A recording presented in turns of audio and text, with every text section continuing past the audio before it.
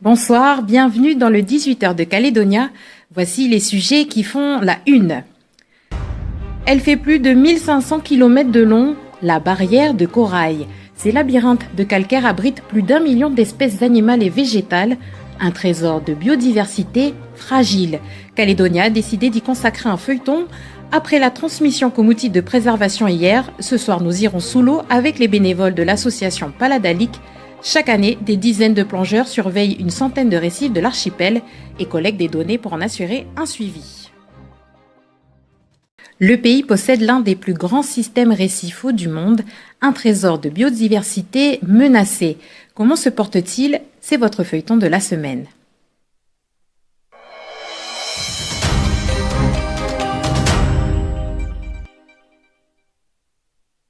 Après avoir suivi Manu, pêcheur de Népuy, ce soir nous allons à la rencontre de l'association Paladalic. Créée en 2011, elle fait partie des acteurs de la préservation des récifs coralliens calédoniens.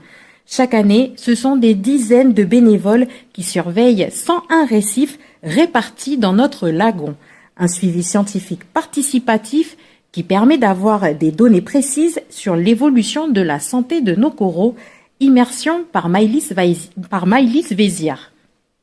Pour être efficace, il faut qu'on soit ensemble. Parce qu'on ne va pas y passer 3 heures. En gros, on y va, ok, il y a un récif, il n'y a pas de récif. Dernier briefing avant de se mettre à l'eau. Au large de Païta, 6 plongeurs bénévoles de l'association Paladalic vont scruter l'état de santé des récifs coralliens de la zone. Pour ce faire, ils vont comptabiliser les coraux, poissons et invertébrés dans une zone délimitée sur 100 mètres de long et 5 mètres de large. On a un décamètre qui nous permettent donc de mesurer notre longueur là, de 100 mètres sur la station. On a aussi donc une plaquette. Donc là par exemple c'est la plaquette sur les habitats. Donc là avec des petites cases en fait qu'il y a à remplir sous l'eau, donc avec des codes.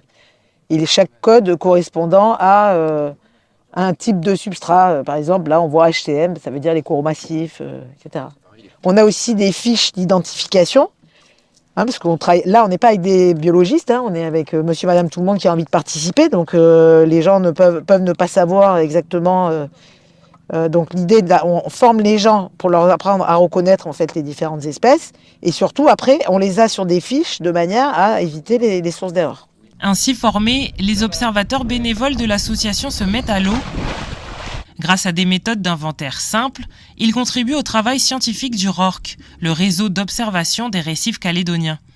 Une aubaine pour Jérôme, l'un des 140 bénévoles de Paladalic et membre actif depuis 6 ans. J'ai toujours été intéressé par tout ce qui est plongée, milieu maritime, apnée, et là de pouvoir en plus être un peu acteur du suivi du récif corallien de Nouvelle-Calédonie, c'est ça qui m'a motivé. Je fais aussi partie de ceux qui forment les nouveaux au comptage de tout ce qui est invertébré, notamment qui est ma spécialité.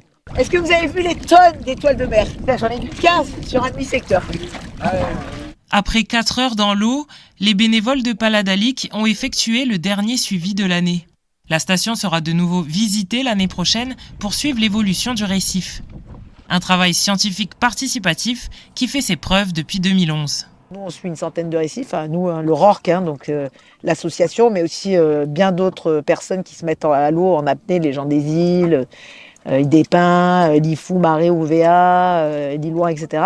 C'est aussi grâce à toutes nos observations qu'on peut voir qu'en Nouvelle-Calédonie, on a des récifs qui sont très différents les uns des autres. Et en fait, ils arrivent aussi à s'adapter aux conditions dans lesquelles ils vivent. Donc notre travail, il consiste justement à informer, à observer sur l'état de santé, puisqu'on est des observateurs. Voilà. Et après, charge à tout le monde de prendre ces informations et de se dire, tiens, qu'est-ce que je vais faire avec? Ok, c'est encore joli, je vais le maintenir parce que je veux que mes enfants ils le voient. Selon le RORC, de 2013 à 2023, l'état de santé global de nos coraux reste satisfaisant. 50% des récifs sont stables, 30% sont en dégradation, 10% des récifs sont en amélioration et 10% sont variables, c'est-à-dire qu'ils passent à la fois par des phases d'amélioration et de dégradation. La préservation passe par la surveillance, mais aussi par la sensibilisation. Lorsqu'ils ne sont pas en mer, l'équipe de Paladalic anime des ateliers dans les écoles. Objectif, sensibiliser dès le plus jeune âge. Demain, dans votre 3e épisode, nous suivrons William, représentant de l'association, lors d'une sensibilisation auprès d'une classe de CM2 de l'école Guy Chamorro. Les enfants seront-ils réceptifs? Réponse demain.